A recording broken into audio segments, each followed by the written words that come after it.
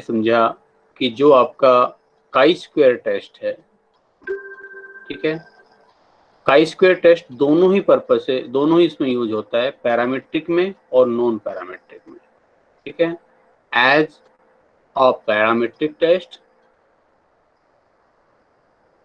और दूसरा as a non parametric test. मतलब इसका दोनों में रोल है, ज्यादा यूज जबकि नॉन पैरामीट्रिक टेस्ट के रूप में होता है, ठीक है, ज्यादा इसका जो मेन यूज होता है वो होता है नॉन पैरामीट्रिक टेस्ट के रूप में। नॉन पैरामीट्रिक टेस्ट के रूप में हमने इसको पढ़ा test of independence of attributes और दूसरा test of goodness of fit, ठीक है, और पैरामीट्रिक टेस्ट के रूप में सैंपल का वेरिएंस और पॉपुलेशन का वेरिएंस, क्या इन दोनों के बीच में सिग्निफिकेंट डिफरेंस है या नहीं है, उसे जानने के लिए हम इसको as a parametric test use करते हैं। तो एक तरह से कह सकते हैं काई स्क्वायर टेस्ट दोनों में रोल है, इसका डबल रोल है। लेकिन आज जो हम शुरू कर रहे हैं वो नॉन पैरामीट्रिक टेस्ट को पढ़ रहे हैं, ठीक है, purely non parametric test. Non parametric test, आप इनको डिस्ट्रीब्यूशन फ्री टेस्ट ही बोल सकते हैं, डिस्ट्रीब्यूशन फ्री टेस्ट, ठीक है। डिस्ट्रीब्यूशन फ्री का मतलब क्या है? पैरामीट्रिकली कंडीशन ये है कि भाई जिस पॉपुलेशन से आप ड्रॉ करोगे वो पॉपुलेशन नॉर्मली डिस्ट्रीब्यूटेड होनी चाहिए। ये हमारी प्री अजम्पशन होनी चाहिए, हमें पता होना चाहिए कि पॉपुलेशन या तो नॉर्मली डिस्ट्रीब्यूटेड है या एटलीस्ट उसमें नॉर्मलिटी की विशेषताएं मौजूद हैं जहां से हमने सैंपल ड्रॉ किया है, ठीक है, तभी हम उस पर पैरामीट्रिक टेस्ट लगा सकते हैं। लेकिन नॉन पैरामीट्रिक टेस्ट कहते हैं कि भाई चाहे आपने पॉपुलेशन नॉर्मली डिस्ट्रीब्यूटेड थी नहीं थी, जहां से भी आपने वो सैंपल लिया हो, we are applicable. Parametric test कहते हैं देखो भाई हमें अप्लाई करना है तो उससे पहले ये कंफर्म कर लेना पॉपुलेशन जहां से तुमने सैंपल लिया है वो नॉर्मली डिस्ट्रीब्यूटेड होनी चाहिए। लेकिन नॉन पैरामीट्रिक टेस्ट कहते हैं कि भाई पॉपुलेशन कैसी हो कोई दिक्कत नहीं है, हम लग जाएंगे, वी आर रेडी, ठीक है। तो इसीलिए इनको बोलते हैं डिस्ट्रीब्यूशन फ्री टेस्ट, कि आपका जो डिस्ट्रीब्यूशन है वो नॉर्मली डिस्ट्रीब्यूटेड है तो भी अच्छी बात है, नहीं है तो भी अच्छी बात है। तो हम ये देख सकते हैं कि प्रैक्टिकल लाइफ में जब हम रिसर्च करेंगे तो नॉन पैरामेट्रिक टेस्ट का काफी ज्यादा यूज है, वाइडर यूज इन रिसर्च। क्योंकि कई बार डेटा हमारे पास ऐसा होगा कि वो उसमें नॉर्मेलिटी नहीं मिलेगी। नॉर्मेलिटी को टेस्ट करने के लिए भी कुछ टेस्ट लगाए जाते हैं कि नॉर्मल डिस्ट्रीब्यूशन है या नहीं, ठीक है, फिलहाल अभी उनकी तो हम बात करेंगे नहीं। तो वाइड जो जहां नॉर्मेलिटी नहीं है, नॉर्मेलिटी फेल हो रही है, वहां पर फिर कौन सा टेस्ट लगे? पैरामीट्रिक लग नहीं सकता, तो वहां हमें ऐसे टेस्ट की जरूरत थी जो जहां नॉर्मेलिटी की कंडीशन पूरी ना हो रही हो वहां पर भी लग सके, और नॉन पैरामेट्रिक टेस्ट उस कंडीशन को पूरा करते हैं। तो यही इनकी सबसे बड़ी खूबी है, लेकिन यही इनकी एक लिमिटेशन भी है। जब हम कंपैरिजन करते हैं parametric test versus non parametric test, तो इन दोनों में से ज्यादा पावरफुल कौन सा है? ऑब्वियसली पैरामेट्रिक टेस्ट ज्यादा पावरफुल है। पावरफुल अधिक होने का मतलब जो पैरामेट्रिक टेस्ट से जो रिजल्ट मिलता है वो ज्यादा एक्यूरेट मिलता है, नॉन पैरामेट्रिक टेस्ट से जो रिजल्ट मिलता है वो कमोवेश उसके कंपैरिजन में लेस एक्यूरेट मिलता है, लेस रिलायबल होता है। लेकिन क्या करें, वो बोलते हैं ना मजबूरी है, अब जब नॉर्मेलिटी वाली कंडीशन पूरी हो नहीं रही, पैरामेट्रिक लग नहीं सकता, तो हमारे पास और कोई ऑप्शन नहीं बचता। इसलिए नॉन पैरामेट्रिक हमेशा ध्यान रखना एक सेकेंडरी चॉइस होती है। पहली हमारी कोशिश होती है जब भी हम रिसर्च करते हैं, मैं उसी एंगल से आपको बता रहा हूँ, जब हम रिसर्च करते हैं तो हमारी पहली कोशिश होती है कि हमारी जो नॉर्मेलिटी वाली कंडीशन है वो पूरी हो जाए। अगर वो हो जाए तो हम आराम से फिर पैरामेट्रिक टेस्ट लगाएं। लेकिन अगर इन केस वो नॉर्मेलिटी नहीं बन रही है उस डेटा में, तो फिर हमारे पास और कोई चारा नहीं रह जाता। उस केस में हमें जो अपनी सेकेंडरी चॉइस है नॉन पैरामेट्रिक टेस्ट, उनकी तरफ जाना पड़ता है। सेकेंडरी चॉइस ये है क्यों, फर्स्ट चॉइस क्यों नहीं है? मैंने आपको बताया कि इसमें लेस एक्यूरेसी देखने को मिलती है, और लेस एक्यूरेसी का कारण भी है कि बहुत सारी इंफॉर्मेशन को इग्नोर कर देते हैं। अब जैसे हम लोग अभी पढ़ेंगे साइन टेस्ट, आज हम पढ़ेंगे विल्कोक्सन का रैंक टेस्ट पढ़ेंगे, रन टेस्ट हम पढ़ेंगे, तो हम देखेंगे इसमें कहीं पर सिर्फ साइन सिंबल को यूज किया हुआ है, कहीं सिर्फ डिफरेंस को यूज किया हुआ है। तो जो पूरी फुल कैलकुलेशन है ना, उसको ये शामिल नहीं करते हैं, बहुत सारी चीजें उसमें इग्नोर हो जाती हैं। ठीक है, अब जो आपको करना है वो जरा ध्यान से देखना। एक तो ये देखना कि कौन कौन से नॉन पैरामेट्रिक टेस्ट है बहुत सारे, लेकिन अब हम यहाँ 5 या 6 अपने जो सिलेबस है उसके हिसाब से अभी उतना ही करेंगे, उतना ही हमारे पास समय है। ठीक है, लेकिन आपको मैं ये कह रहा हूँ कि आपको फोकस कहाँ करना है। आपको नॉन पैरामेट्रिक टेस्ट पूरा पढ़ जाओगे, लेकिन बाद में कंफ्यूजन रहेगा कि कौन सा नॉन पैरामेट्रिक टेस्ट कहाँ लागू होगा, कौन सा किस पर्पज से यूज हो रहा था, उसमें कंफ्यूजन बना रहेगा। तो उस कंफ्यूजन को दूर करने के लिए मैं आपको बताऊंगा कि ये वाला नॉर्मल जो आपका पैरामेट्रिक नॉन पैरामेट्रिक टेस्ट है, ये वहां लागू होगा जहां तुम्हारा वो वाला पैरामेट्रिक टेस्ट लागू होता था। मतलब मैं इसको किसी ना किसी पैरामेट्रिक टेस्ट से जोड़ूंगा। ठीक है, तो उससे आपको एक सुविधा भी हो जाएगी इन फ्यूचर, जब आप कभी काम करेंगे प्रैक्टिकली तब भी आपको पता होगा, अच्छा मुझे ये चीज चेक करनी है तो ये चीज चेक करनी है, तो ठीक है इसमें से ये वाला टेस्ट लगेगा अगर नॉर्मलिटी की कंडीशन पूरी होती है तो। और नॉर्मलिटी की कंडीशन पूरी नहीं हो रही है तो चलो इसकी जगह फिर ये वाला नॉन पैरामेट्रिक लग जाएगा। ठीक है, तो इसमें हम सबसे पहले हम पढ़ेंगे साइन टेस्ट, सबसे सिंपल यही है sign test.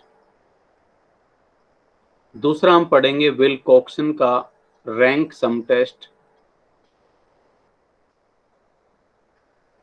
Wilcoxon's rank sum test.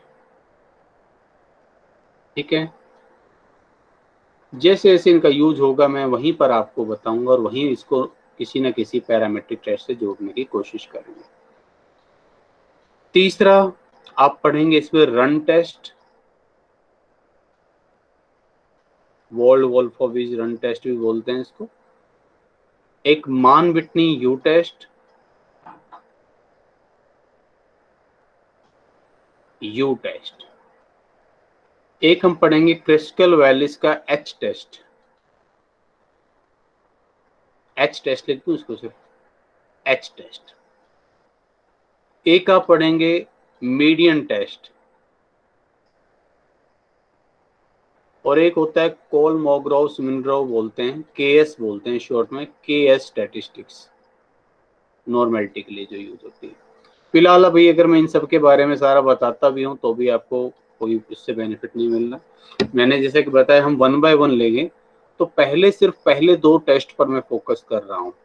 ठीक है, इन दोनों को, इनको मैंने हटा दिया। ये रन टेस्ट रैंडमनेस के लिए होता है, यू टेस्ट जो होता है सेम पॉपुलेशन से ड्रॉ किए हुए हैं या नहीं 2 सैंपल, एच टेस्ट होता है 2 से अधिक सैंपल में। अभी फिलहाल उन पर कोई बात नहीं करते, हम फोकस कर रहे हैं इन 2 टेस्ट पर। इनमें भी हो सकता है आज तो हम हो सकता है साइन टेस्ट ही कर पाए, क्योंकि लंबा पड़ेगा थोड़ा सा समझने में हमें। अब जरा पहले मैं इसको जोड़ रहा हूं कि ये होगा कहां पर यूज। आपने पैरामेट्रिक टेस्ट जो पढ़ा था मैं उसकी बात कर रहा हूं, पैरामेट्रिक टेस्ट। पैरामेट्रिक टेस्ट में एक बड़ा फेमस टेस्ट आपने पढ़ा था टी टेस्ट। तो टी टेस्ट का फर्स्ट फॉर्मूला जो आपने पढ़ा था कि सैंपल का मीन, जिसको आप एक्स बार से डिनोट कर रहे थे, और दूसरा था हाइपोथेटिकल मीन, जिसको आप म्यू से डिनोट कर रहे थे। क्या सैंपल के मीन और जो हाइपोथेटिकल मीन है उसमें डिफरेंस सिग्निफिकेंट है या नहीं? ठीक है, क्या सैंपल के मीन के बेस पर मैं मान सकता हूं कि जो पॉपुलेशन का मीन है वो लगभग इतना होगा ऑन एन एवरेज? ठीक है, ये मैं इसके फर्स्ट फॉर्मूले में यूज कर रहा था टी टेस्ट के लिए। एक हमने इसका थर्ड फॉर्मूला पढ़ा था जिसको हमने पढ़ा था पेयर्ड, ठीक है ना, पेयर्ड टेस्ट। अगर कंफ्यूजन है तो आप एक बार दोबारा उसको देखेंगे। ठीक है, पेयर टेस्ट जहां सिचुएशन थी बिफोर एंड आफ्टर वाली, बिफोर एंड आफ्टर वाली सिचुएशन थी, जिसको हमने डिपेंडेंट सैंपल टी टेस्ट भी बोला था, डिपेंडेंट सैंपल टी टेस्ट। ठीक है, अब ये पढ़कर आपको ध्यान आ गया होगा किस तरह के डेटा थे, क्या थे। समझ लो उस टी टेस्ट के इस पहले वाले फॉर्मूले और तीसरे वाले फॉर्मूले का नॉन पैरामेट्रिक वर्जन है साइन टेस्ट और विल्कोक्सन टेस्ट। ये दोनों इसी टी टेस्ट के ही नॉन पैरामेट्रिक वर्जन हैं। मतलब पर्पज वही है, उद्देश्य वही है, सैंपल का मीन और हाइपोथेटिकल मीन क्या इनमें डिफरेंस सिग्निफिकेंट है या नहीं, बिफोर वाली सिचुएशन आफ्टर वाली सिचुएशन क्या इससे कोई जो इम्प्रूवमेंट हुआ है वो सिग्निफिकेंट इम्प्रूवमेंट हुआ है या नहीं हुआ, चेंज सिग्निफिकेंट हुआ है या नहीं हुआ है। अगर पॉपुलेशन में नॉर्मलिटी है तो आप लगाइए टी टेस्ट, अगर नॉर्मलिटी की कंडीशन पूरी नहीं होती तो आप लगाइए साइन टेस्ट या विल्कोक्सन का रैंक सम टेस्ट। अब इन दोनों में भी क्या डिफरेंस है मैं बता देता हूँ। साइन टेस्ट सिर्फ साइन को देखता है, विल्कोक्सन साथ में वैल्यू को भी देखता है। मतलब आप इस तरह से समझ लो, इससे पहले कि मैं इसमें करूँ बताना शुरू करूँ, साइन टेस्ट के मुकाबले विल्कोक्सन टेस्ट ज़्यादा पावरफुल माना जाता है। साइन टेस्ट तो कैसे काम करता है, जैसे मैंने कहा कि भाई ये नंबर है 10 और ये है 12 और ये है 15, ठीक है। अब मैं कहूँ कि भाई 10 से 12 बढ़ा है ना तो प्लस, 12 से 15 बढ़ा तो प्लस, 15 से फिर 14 ये घटा तो माइनस। तो साइन टेस्ट सिर्फ साइन लगाता है और फिर पॉजिटिव और नेगेटिव साइन को काउंट करता है और उसके बेस पर इंटरप्रिटेशन दे देता है। तो इस बेस पर साइन टेस्ट को क्रिटिसाइज किया जाता है कि यार 10 से अगर 12 हुआ तब भी तूने सिर्फ प्लस ही लगाया और 10 से अगर 120 लगाया तब भी मात्र प्लस ही लगाया, ठीक है ना। तो इससे तो काम चल नहीं रहा, इससे तो आप बहुत सारी वैल्यू को इग्नोर कर रहे हो। तो विल्कोक्सन ने कहा कि लाइए इस कमी को मैं पूरी कर देता हूँ। तो उसने जो है साथ में इस जो डिफरेंस वैल्यू है इसको भी कंसिडर करके रैंक दे दी इनको, ठीक है, और उस बेस पर इंटरप्रिटेशन किया। मतलब कुल मिलाकर बात वही है, ठीक है। तो फिलहाल फोकस हमारा साइन टेस्ट पर है। तो साइन और विल्कोक्सन दोनों एक ही पर्पज के लिए यूज होंगे।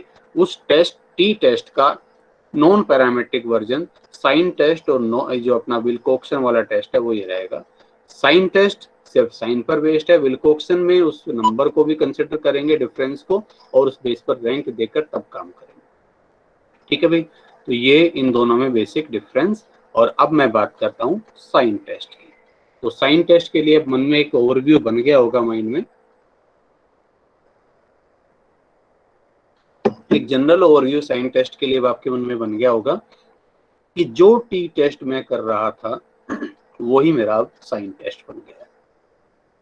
क्यों बन गया है साइन टेस्ट? क्योंकि मुझे अब ये श्योरिटी नहीं है कि पॉपुलेशन नॉर्मली डिस्ट्रीब्यूटेड है या नहीं है, तो वहां पर मुझे टी टेस्ट लगाना है, सॉरी साइन टेस्ट लगाना है।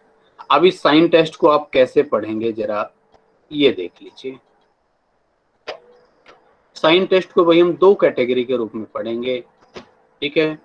इन केस ऑफ स्मॉल सैंपल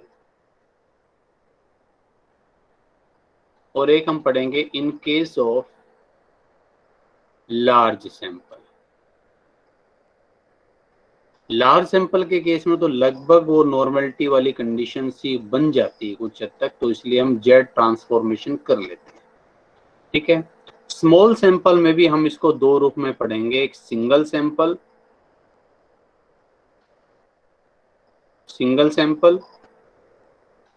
और डबल सैंपल, ठीक है।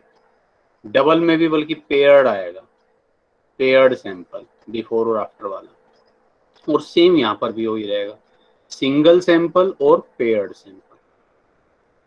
अब लार्ज सैंपल और स्मॉल सैंपल किसे कहा जाए? हम पढ़ते आ रहे हैं कि जो 30 से कम होता है तो हम उसको स्मॉल सैंपल बोल देते हैं, 30 या उससे अधिक होने पर लार्ज सैंपल। लेकिन इसमें कहीं कहीं थोड़ा सा विरोधाभास है। नॉन पैरामेट्रिक टेस्ट पर यूं कह लीजिए कि कोई एक बहुत ज्यादा एक राय नहीं मिलती है, तो कहीं कहीं n ग्रेटर देन 25 होने पर उसको लार्ज सैंपल ले लेते हैं, कहीं उसके लिए 30 लिख देते हैं। तो 25 या 30 लगभग मान लीजिए, थोड़ा सा वेरी करेगा, ठीक है, ओपिनियन टू ओपिनियन। तो कहीं 25 कहीं 30, जनरली कहीं 25 भी लिया हुआ है कहीं 30 भी लिया हुआ है। तो उस हिसाब से उससे ज्यादा नंबर होता है तो हम लार्ज सैंपल वाला वर्जन लगा देते हैं उसका, और उससे छोटा होता है तो हम स्मॉल सैंपल वाला। मैं अगर अभी ये सारे फॉर्मूले पढ़ाकर चलता हूँ, बताकर चलता हूँ तो सारा मिक्स हो जाना है, इसलिए मैं अब सिर्फ 1 बाय 1 कर रहा हूँ। तो अब अपना जो पढ़ने का जो सीक्वेंस रहेगी वो ये रहेगी पहले हम स्मॉल सैंपल को पढ़ेंगे, ठीक है, साइन टेस्ट स्मॉल सैंपल में, और उसमें भी पहले सिंगल सैंपल में पढ़ेंगे, फिर पेयर्ड सैंपल में पढ़ेंगे, और फिर उसको लार्ज सैंपल में पढ़ेंगे, ठीक है। तो आइए शुरू करें। मैंने लिया साइन टेस्ट, ठीक है, स्मॉल सैंपल, स्मॉल सैंपल तो चलो चल ही रहा है, मैंने लिख दिया स्मॉल सैंपल, और इसमें वन सैंपल के केस में एक सैंपल है। वन सैंपल के केस में ये क्या यूज करने के लिए होगा, टी टेस्ट का जो पहला फॉर्मूला था उस रिजल्ट्स के लिए, यानी कि sample mean versus hypothetical mean,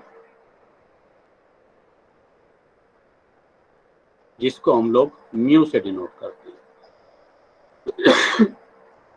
ठीक है, तो इसमें इसके स्टेप्स क्या रहेंगे।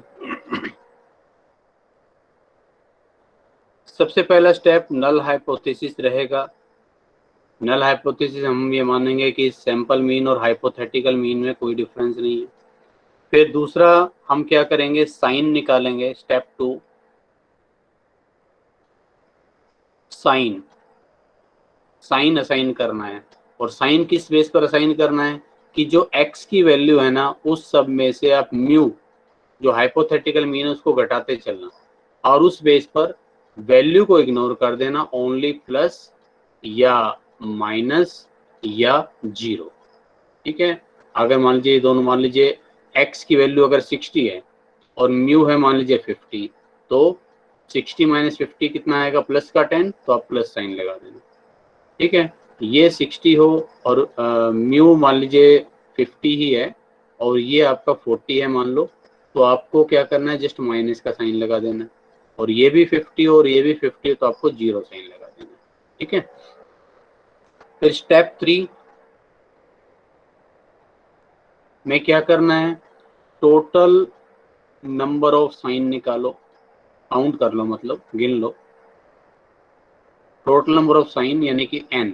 और इसमें ध्यान रखना जीरो को इग्नोर कर देना, जीरो कोई साइन नहीं है, ना प्लस में आएगा ना माइनस में। मान लो हमारे पास जो सैंपल है उसमें 15 आइटम है और उसमें से 2 बार जीरो आ गई, तो हमारा यानी कितना होगा, 13। ठीक है, तो मैं लिख देता हूं इग्नोरिंग जीरो, जीरो को इग्नोर कर देना भाई। ठीक, और फिर इसमें निकालना लेस फ्रीक्वेंट साइन। इसको डिनोट करेंगे एस से। आप कोई और भी डिनोट कर सकते हो, नोटेशन ये अपनी नोटेशन होती है, मैंने जैसे अपने एस ले लिया तो मैं एस से इसको डिनोट कर रहा हूँ। लेस फ्रीक्वेंट साइन का मतलब भाई प्लस के साइन भी आएंगे, कुछ माइनस के साइन भी आएंगे, इन दोनों में से कम वाला कौन सा आया। मान लो प्लस का साइन तो आया 7 बार, माइनस का साइन आया मान लो 3 बार, तो लेस फ्रीक्वेंट साइन कौन सा हो गया, माइनस वाला। तो एस इज इक्वल टू हो जाएगा 3। दोनों में से जो साइन कम बार आया है, ठीक है, वो अपना लेस फ्रीक्वेंट साइन हो जाएगा। और फिर निकालेंगे इसी में ही क्रिटिकल वैल्यू। क्रिटिकल वैल्यू इसको k से डिनोट करेंगे। ठीक है, और ये क्रिटिकल वैल्यू होगी n-1 डिवाइड बाई 2, ठीक है, -0.98 under root of n। Actual में बाइनोमियल डिस्ट्रीब्यूशन का वर्जन है, बाइनोमियल डिस्ट्रीब्यूशन से निकाला हुआ है। ठीक है, कैसे निकला अभी फिलहाल इस पे तो जानने का समय नहीं बच रहा। तो k is equal to n-1 divide by 2 -0.98 under root of n, ये अपनी क्रिटिकल वैल्यू होगी। ठीक है, अब जरा ध्यान से समझना स्टेप 4 को, इंटरप्रिटेशन। और इंटरप्रिटेशन में अब आप एक गलती कर सकते हो।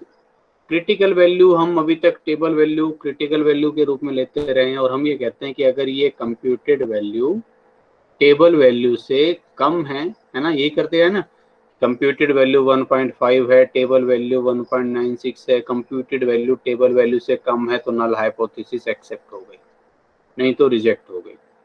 लेकिन यहाँ ध्यान रखना, यहाँ क्या है, यहाँ एक क्रिटिकल वैल्यू हमें बताती है कि कम से कम इतने साइन होने चाहिए। ठीक है, k की वैल्यू अगर 4 आ रही है तो मैं कहूंगा कि भाई इसमें इक्वल डिस्ट्रीब्यूशन होने के लिए कम से कम दोनों साइन 4-4 बार तो आने चाहिए, और s आ रहा है अपना 3। ठीक है, तो हमें अब अपनी नल हाइपोथेसिस को रिजेक्ट करना पड़ेगा। भाई इसमें तो इक्वल डिस्ट्रीब्यूशन नहीं है, कम से कम 4 बार दोनों साइन आने चाहिए थे, इसमें तो एक साइन 7 बार आ रहा है, एक बार 3 बार आ रहा है, इसका मतलब साइन बैलेंस नहीं है और मुझे रिजेक्ट करना पड़ेगा। मतलब मैं कह रहा हूँ कि यहाँ वो चीज लगभग उल्टी लगेगी आपको देखने में। वैसे ध्यान से समझे तो बात वही कह रहे हैं कि के ये बता रहा है कि कम से कम मिनिमम कितनी बार वो साइन आना चाहिए कम वाला, तो 4 बार मान लो आना चाहिए, या के कहता है कि कम से कम 2 बार आना चाहिए। ठीक है, हमारा तो 3 बार आ रहा है, इसका मतलब इक्वल डिस्ट्रीब्यूशन है, नल हाइपोथेसिस एक्सेप्ट होती है। लेकिन अगर 4 बार आना चाहिए और हमारा आ रहा है 3 बार, तो भाई इक्वल डिस्ट्रीब्यूशन नजर नहीं आ रहा है, एक तरफ ज्यादा झुकी हुई है पलड़ा। ठीक है, तराजू का पलड़ा एक तरफ ज्यादा झुका है, एक तरफ कम झुक रहा है, इसलिए नल हाइपोथेसिस रिजेक्ट हो जाएगी। सारांश रूप में मैं कहूं तो आपको यहाँ ये करना है कि S अगर ग्रेटर देन K हो तो H0 एक्सेप्ट होगी और नहीं तो रिजेक्ट। ठीक है, S अगर ग्रेटर देन हो या इक्वल टू हो तो भी चल जाएगा, तो H0 एक्सेप्ट हो जाएगी। लेकिन अगर S is less than K हो तो H0 रिजेक्ट करनी पड़ेगी। ठीक है, अब इसको, इसका प्रैक्टिकल वर्जन देखो, करके देखो इसको, फिर बताता हूँ। लें एक एग्जाम्पल, तो एक एग्जाम्पल मैं ले रहा हूँ इसमें, सुन लीजिए इसको। A typing institution claims that in 6-week intensive course it can train students to type on an average at least 60 words per minute। भाई कोई टाइपिंग इंस्टीट्यूशन है और वो कहता है कि देखो हम जब ट्रेनिंग देते हैं तो ट्रेनिंग देने के बाद हम कम से कम आपकी टाइपिंग स्पीड 60 वर्ड्स पर मिनट कर देंगे। ये क्लेम करते हैं, हमारे स्टूडेंट्स की टाइपिंग स्पीड 60 वर्ड्स पर मिनट हो जाती है। अब हमने उसको टेस्ट करने के लिए जो वहाँ स्टूडेंट्स पढ़ रहे थे, 15 स्टूडेंट्स जो वहाँ टाइपिंग की ट्रेनिंग ले रहे थे, हमने उन 15 स्टूडेंट्स को रेंडमली सेलेक्ट कर लिया और हमने उनका एक टेस्ट लिया और उनका जो टाइपिंग वर्ड्स जो है पर लिमिट जो पर मिनट जो आई, वो हम यहाँ लिख रहे हैं। ठीक है, ये स्टूडेंट्स है आपके 1 2 3 4 5, लिख दूँ मैं, पहले नंबरिंग डाल दूँ, स्क्रीन बार बार ऊपर नीचे जाती है एक्चुअली। 5 6 7 8 9 10, फिर 11 12 13 14 और ये 15, ये 15 स्टूडेंट्स हैं। और हमने कहा कि भाई एक बार आप लोग बैठो, हम अभी टेस्ट लेके देख लेते हैं, आपके जो स्टूडेंट्स पढ़ रहे हैं, लाओ हम इन्हीं का टेस्ट लेके देख लेते हैं, पता चल जाए कि एक्चुअल में टाइपिंग स्पीड कितनी आती है।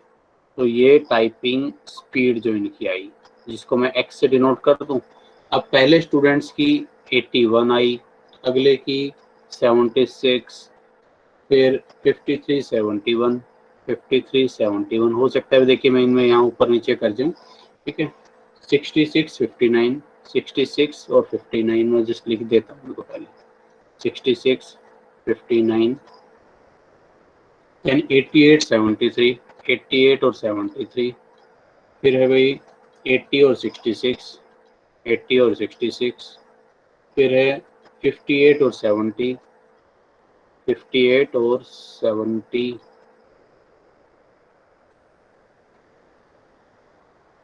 70 और फिर है 60 56 55, 60 56 और 55, कहीं यहाँ ऊपर नीचे लिखने में रह गया भाई। तो अब आपको करना क्या है, देखिए पहला स्टेप आपको करना क्या है, आप लिखेंगे नल हाइपोथेसिस। नल हाइपोथेसिस में आप ये मानेंगे कि हमने जो क्लेम किया हुआ है कि 60 वर्ड्स पर मिनट होगी टाइपिंग स्पीड, लगभग उतनी ही आएगी, कोई सिग्निफिकेंट डिफरेंस नहीं, यानी कि इसका क्लेम हम मान लेते हैं कि 60 वर्ड्स पर मिनट के आसपास ही रही होगी। फिर इसके बाद हमने ये लिखा और साइन, अब हमें असाइन करना है, साइन निकालो।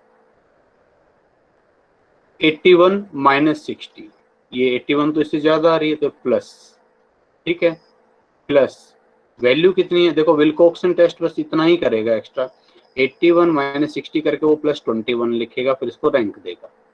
76 माइनस 60 तो उसको प्लस 16 लिखेगा। हम यहाँ साइन टेस्ट में ओनली साइन लगाएंगे, तो भाई माइनस 71 है तो प्लस, बहुत आसान है ये टेस्ट यूज करने में, 6 6 नहीं सॉरी प्लस, फिर ये 59 है तो माइनस,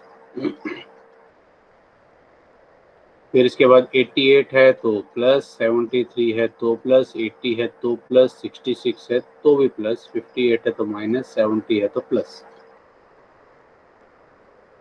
फिर 60 भी नजर आ रहा है एक, तो यहाँ लगाना जीरो, जीरो लगाना मतलब बोलना 56 माइनस है और 55 है तो माइनस। अब इसमें हमें n काउंट करना है। अब यहाँ देखो कितने थे अपने साइन, वैसे तो 1 2 3 4 5 6 7 8 9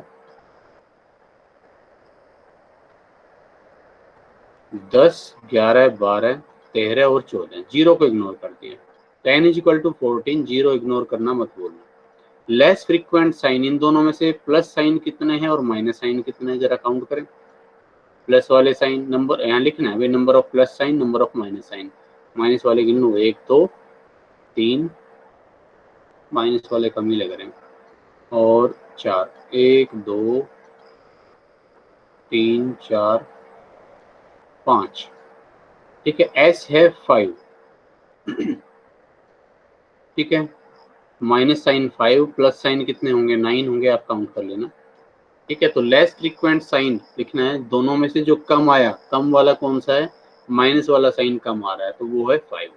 तो अब हम देखेंगे भाई कम से कम इसको जब बैलेंस दोनों तरफ होता, तो दोनों तरफ बैलेंस रखने के लिए कितना कम से कम होनी चाहिए थी। तो k की वैल्यू है, ठीक है, n-1 डिवाइड बाई 2 माइनस 0.98 और ये अंडर रूट ऑफ 9।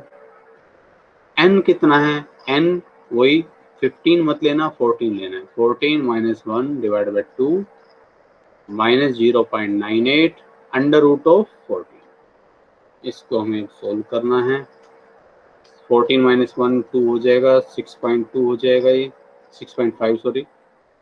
यहाँ से 14 का अंडर रूट मल्टीप्लाई 0.98, ठीक है।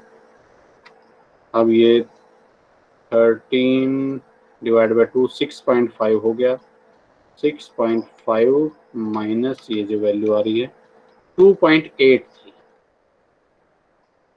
तो k कहता है कि कम से कम 2.83 तक तो अगर है तब तो चल जाएगा। 2.83 से भी कम अगर जो लेस फ्रीक्वेंट साइन जाता है तो इसका मतलब फिर वही इम्बैलेंस, ठीक है। तो 2.83 तक अगर है तो इसका मतलब ये जो पॉपुलेशन का वेरिएंस है, और जो पॉपुलेशन की वैल्यू आ रही है और जो इसकी आ रही है लगभग बराबर है। तो अब हम क्या कहेंगे, दी लेस फ्रीक्वेंट साइन की वैल्यू s है 5। सो s इज, जो मैं बता रहा था, यहाँ कंप्यूटेड वैल्यू अपनी इस क्रिटिकल वैल्यू से ज्यादा होनी चाहिए। s वैल्यू क्रिटिकल वैल्यू से ज्यादा है, s is greater than k, और s जब k से अधिक है तो अब हम ये इंटरप्रिटेशन दे देंगे कि भाई यहाँ हम अपनी नल हाइपोथेसिस को एक्सेप्ट कर रहे हैं, ठीक है। यानी कि जो सैंपल का जो मीन है और जो हाइपोथेटिकल मीन है उसमें कोई सिग्निफिकेंट डिफरेंस नहीं है। लगभग ये जो टाइपिंग इंस्टीट्यूट क्लेम कर रहा है कि हमारे स्टूडेंट्स की स्पीड लगभग 60 है, तो 60 है। हमने टेस्ट लेके देख लिया है 15 बच्चों का, और उस बेस पर हम कह सकते हैं कि हाँ भाई इनकी टाइपिंग स्पीड लगभग 60 निकलेगी, ठीक है। ये आप कहाँ चाहें तो एक्सेल पर भी कर सकते हैं, 1 मिनट लगेगा। वही क्वेश्चन लिखा हुआ है 81 76 56, ठीक है। और इसमें आई होप आप सब ने ये मेगा स्टैट डाउनलोड कर लिया होगा। मैंने जो है मेगा स्टैट पर आपको किस तरह से डाउनलोड करना चाहिए, एक अलग से मैंने आपको वीडियो लेक्चर भेजा था उसमें, जिससे आपको पता चल जाए कि अगर आपको उसको यूज करना है तो कैसे यूज करें और कैसे इंस्टॉल करें। तो ये मेगा स्टैट में मिलेगा आपको। मेगा स्टैट में आइए, यहाँ non parametric test, non parametric test में पहला ही टेस्ट है साइन टेस्ट। साइन टेस्ट में आप इसको सेलेक्ट कर लें भाई, इग्नोरिंग, इग्नोर करने की जरूरत नहीं है, आप ले लें इसको, लेबल को भी ले लीजिए, ठीक है। और हाइपोथेटिकल वैल्यू कितनी लेनी है, कितने के लिए क्लेम कर रहा था, 60 के लिए ना। ये हाइपोथेसाइज्ड वैल्यू म्यू होती है 60, और अल्टरनेटिव है कि ये इसके बराबर नहीं है, ठीक है। ओके कर दीजिए, ओके करते हैं, रिजल्ट आ गया भाई। ये रिजल्ट देखो, अगर आप देख पा रहे हो तो मैं इसको एक बार स्क्रॉल कर देता हूँ। ये देखिए 60 है हाइपोथेसाइज्ड वैल्यू म्यू, 66 इनका मीडियन है, मीडियन की हमें यहाँ जरूरत नहीं थी। अब यहाँ देखो 5 बिलो, बिलो का मतलब माइनस वाले, जो माइनस साइन है उसको क्या बोल रहा है, बिलो, कि 5 तो नंबर इससे कम मिले, 9 अबव, 9 इससे ज्यादा मिले, और 1 इक्वल, एक इसके बराबर मिला जिसको हम 0 बोल रहे थे। तो जिसको हम 0 बोल रहे हैं वहां ये इक्वल लिख रहा है, माइनस वाले को बिलो लिख रहा है, प्लस वाले को अबव लिख रहा है। एन कितना है 14, अपना भी 14 ही आ रहा था, एक जो इक्वल आ रहा था उसको इग्नोर कर दिया था, तो 9 और 5 14 हो गए। अब बाइनोमियल वैल्यू, जैसे मैंने बताया बाइनोमियल डिस्ट्रीब्यूशन पर काम करता है, जब तक ये n 25 तक रहेगा तब तक ये बाइनोमियल लगेगा इस पर, तब तक ये क्रिटिकल वैल्यू हम इससे निकालेंगे, के वाला जो फॉर्मूला इससे। तो ये वैल्यू 0.4240, तो 5% से कम है, 0.5 सॉरी 5% से ज्यादा है, 0.05 से अधिक है, 5% से अधिक है, तो 5% से अधिक है तो नल हाइपोथेसिस एक्सेप्ट की जाएगी। ठीक है, और नल हाइपोथेसिस एक्सेप्ट होने का मतलब है कि जो अपनी हाइपोथेसाइज्ड वैल्यू है और जो सैंपल की वैल्यू है उसमें कोई सिग्निफिकेंट डिफरेंस नहीं है। नॉर्मल अप्रोक्सीमेशन हम ये कर नहीं रहे हैं, नॉर्मल अप्रोक्सीमेशन जब वो लार्ज सैंपल की तरह से जब इसको यूज करते हैं, अगर नॉर्मल अप्रोक्सीमेशन करोगे तो जेड वैल्यू ये आएगी, लेकिन यहाँ ये एक अच्छा रिजल्ट देती नहीं है, इसलिए हम यहाँ पर इसको लेते नहीं, बाइनोमियल वाला ही यूज करेंगे अभी तो। ठीक है, जब अपने पास n थोड़ा सा बड़ा साइज हो जाएगा, 25 से अधिक, 30 के आसपास हो जाएगा, 30 से ज्यादा हो जाएगा, तो फिर हम इसका नॉर्मल अप्रोक्सीमेशन के बेस पर ही रिजल्ट निकाल देंगे। वैसे यहाँ अगर आप यहाँ देखें नॉर्मल अप्रोक्सीमेशन से देखें 0.4227, तो वहां से भी आप देखिए कि ये 5% से अधिक आ रही है वैल्यू, 0.05 से अधिक आ रही है, तो यहाँ से भी नल हाइपोथेसिस एक्सेप्ट ही होती है। ठीक है, चलिए, तो ये तो हुआ साइन टेस्ट का पहला यूज। ठीक है, टी टेस्ट के पहले यूज जैसा था साइन टेस्ट का पहला यूज, स्मॉल सैंपल में।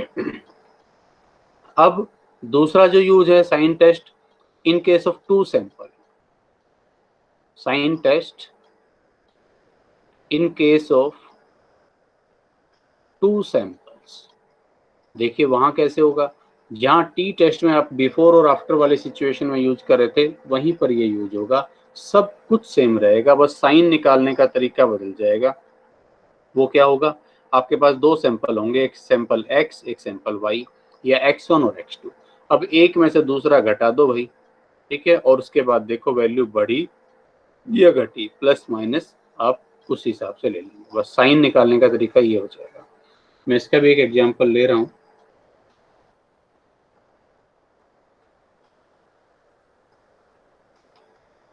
यूज द साइन टेस्ट, यहाँ लिखा भी हुआ है क्वेश्चन में, नहीं लिखा हुआ तो आपको खुद समझना है कि क्या टेस्ट लगेगा। ठीक है, to see if there is difference between number of days until the procedure, एक मिनट गलत लाइन पड़ गया, until the collection of an account receivables before and after a new collection policy. निचोड़ की बात करता हूँ कि हमने कोई एक न्यू कलेक्शन पॉलिसी, कोई नया मेजरमेंट, कोई नया तरीका अप्लाई किया, और पहले जो था होता था, पहले हमें अपना पैसा इतने दिनों में वापस मिलता था, डेज में दे रखा, वो कलेक्शन पॉलिसी प्रोसीजर लागू करने के बाद ये रुपया, मान लो जैसे आपने पढ़ा भी होगा, जैसे अपने कैश मैनेजमेंट में हम पढ़ते हैं concentration banking, lock box system, तो इस तरह का कोई सिस्टम हमने लागू किया है। तो उससे पहले तो हमारा रुपया इतने दिन में वापस मिलता था, अब हमारा ये इतने दिनों में वापस मिलने लग गया है।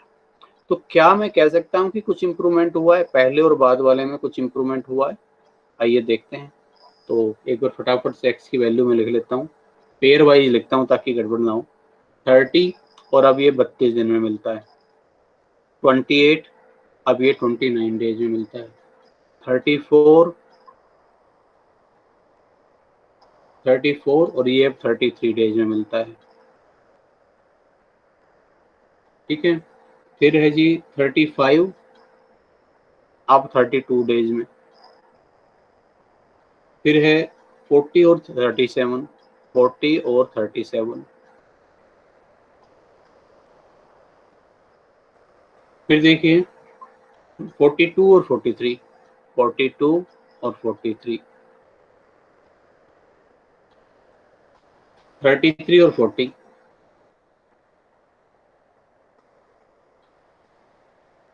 38 और 41, 34, 37,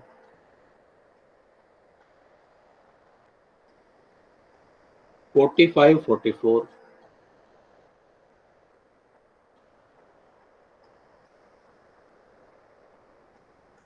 और है भाई 28, 27,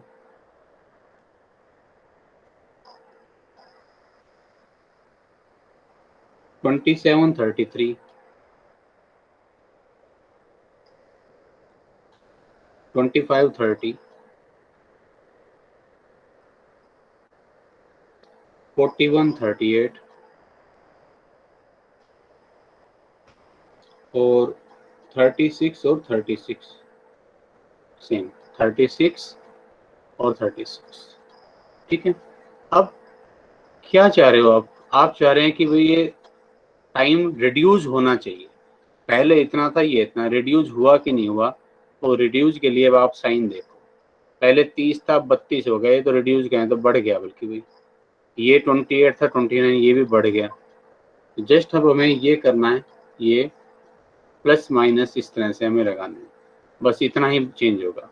34 से 33 ये माइनस, 35 से 32 ये माइनस, 40 से 37 ये माइनस, 42 से 43 ये प्लस, बढ़ गया बल्कि। 33 से 40 माइनस, 38 से 41 प्लस, ठीक है, 34 से 37 प्लस, 45 से 44 माइनस, और 28 से 27 फिर से माइनस,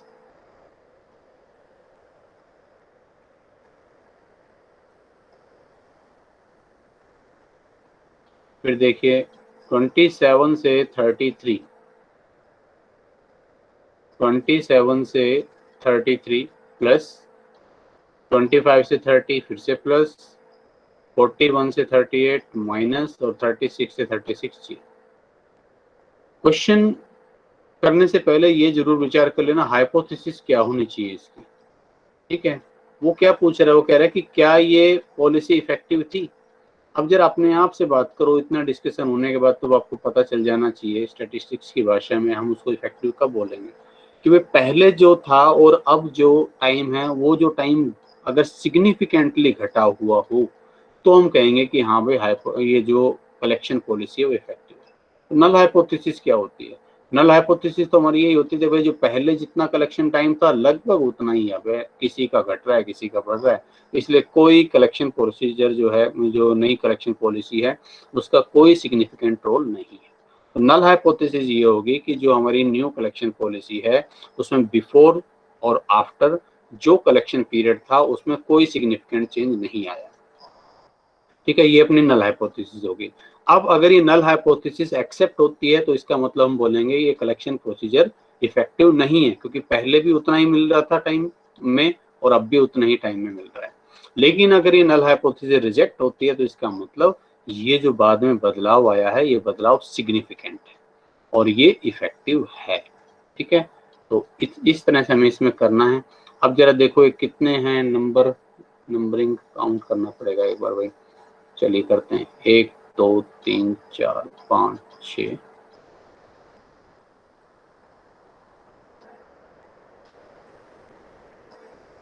7 8 9 10 11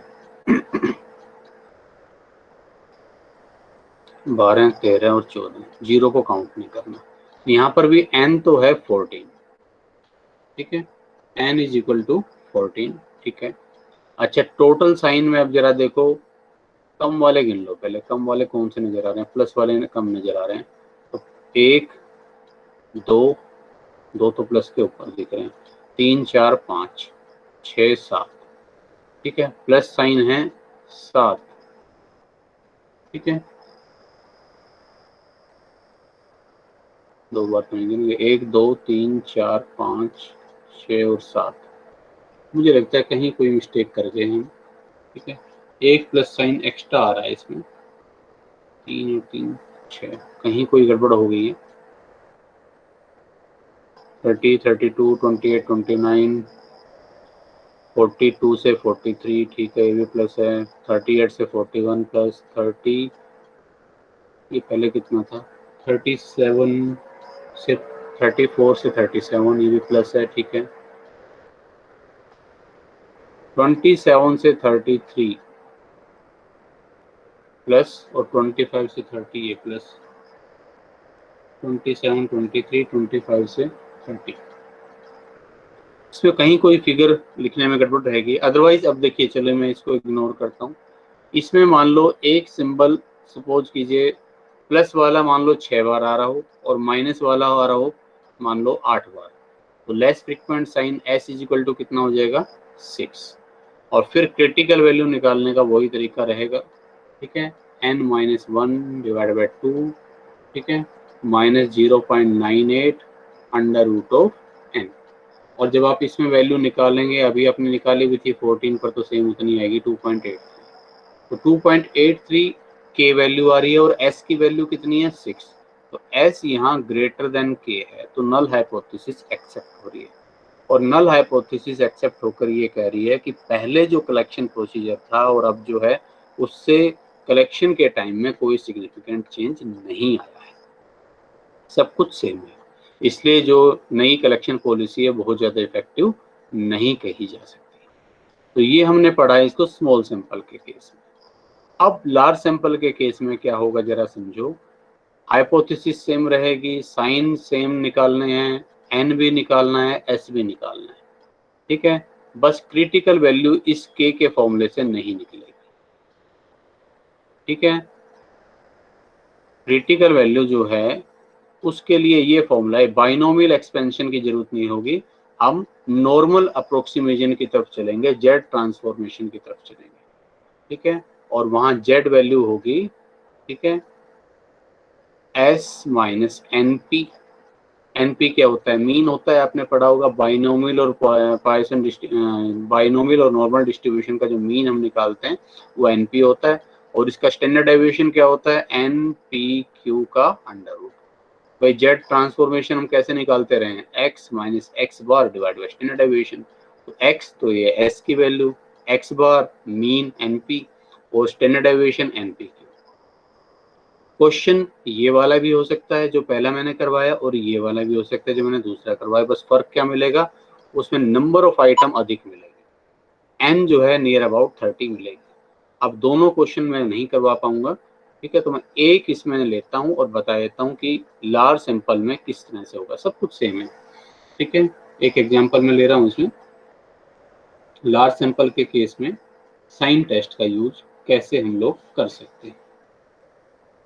तो इसमें दिया हुआ है, following data relates to daily production of cements, ठीक है, इन ए प्लांट्स फॉर 30 days, 30 दिन के सीमेंट्स का प्रोडक्शन दे रखा है।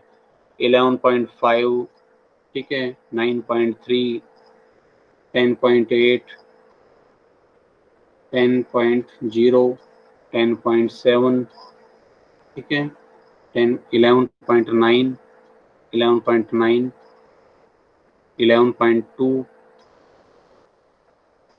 फिर है 11.3 एंड सो ऑन। देखिए मैं इसको, इस चीज को मैं अब इग्नोर कर रहा हूँ, ठीक है। आपको बस ये बता रहा हूँ कि ये 30 आइटम्स हैं इसमें, ठीक है। आप सिर्फ जो मेथड है उस पर फोकस करिए कि वो कैसे काम करेगा। तो ये आपने नंबर लिख दिए। अब इसके बाद ये क्लेम करते हैं कि साइन टेस्ट, जैसे हमने वो अभी टाइपिंग टेस्ट वाला किया था, तो इसमें डेली प्रोडक्शन के लिए क्लेम है कि ये 11.2 मेट्रिक टन होना चाहिए, 11.2 होना चाहिए म्यू। ये हाइपोथेटिकल है।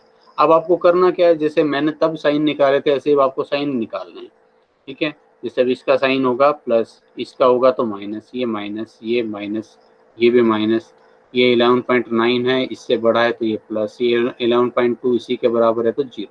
तो ऐसे आपको सारे सिंबल लगा लेने हैं, ठीक है। चेंज क्या है बस इस क्वेश्चन में, वहाँ n15 था, यहाँ n30 है। तो जो नंबर ऑफ आइटम्स हमें दे रखी है वो 30, 25 से ऊपर आ रही है। बाकी सब कुछ सेम है, ठीक है। और ऐसा ही कोई क्वेश्चन आप बिफोर और आफ्टर वाला लेकर भी कर सकते हो। चेंज जहाँ आएगा वो मैं आपको बता रहा हूँ। तो यहाँ पर इस वाले क्वेश्चन में अब मुझे चाहिए जो सबसे पहले n, तो इसमें 0 इग्नोर करके n कितना आ रहा है वो मैं ले लेता हूँ। इसमें एक ही 0 आ रहा है तो n29 आ जाएगा, n29। पॉजिटिव साइन इसमें आएंगे कुल मिलाकर 11, नेगेटिव साइन इसमें आ रहे हैं कुल मिलाकर, ये आप खुद करके देखेंगे, ठीक है, या इस तरह का कोई और इमेजिनरी एग्जांपल लेके कर ले। नेगेटिव साइन आप लेंगे तो ये आ रहा है 18, लेस फ्रीक्वेंट साइन s अपना हो जाएगा 11। यहाँ तक का क्वेश्चन सब कुछ सेम है, बस इससे के आगे जो हम क्रिटिकल वैल्यू निकालते थे बाइनोमियल एक्सपेंशन से, उसकी अब हमें जरूरत नहीं है। अब हम जेड ट्रांसफॉर्मेशन की तरफ जा रहे हैं, ठीक है। अब मुझे चाहिए इसमें